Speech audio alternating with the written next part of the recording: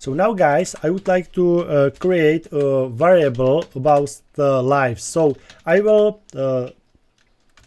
give to the user 6 lives, but it's up to you. You can put there how many lives you want. Okay, so I will stay with 6 lives. And now I would like to print the word with underscores.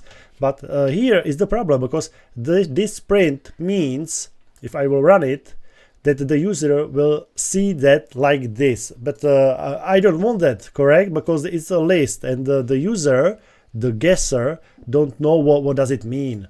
So it means we need to change it. So I will go here, and I would like to print only the items. So it means only the underscores.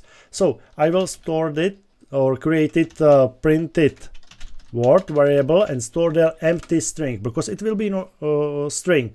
So here I will put for example 1 underscore in hidden word.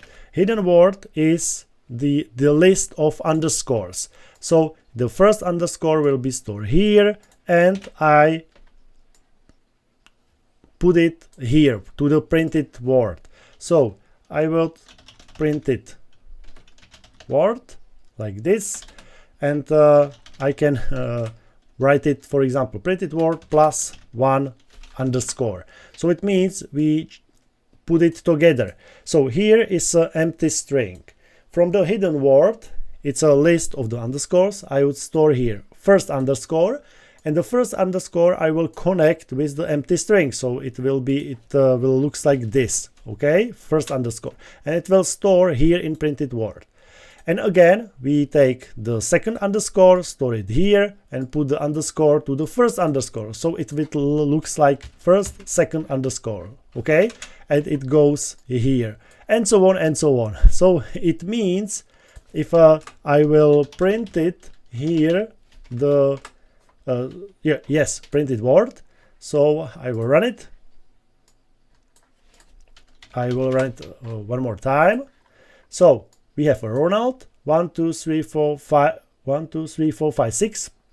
We have 6 underscores, but the user will see only this. It means 6 underscores.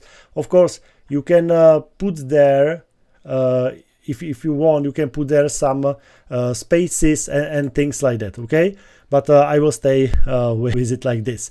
Here are only 2 more advice. So if you have something like this, maybe you remember that we have a shortcode like this.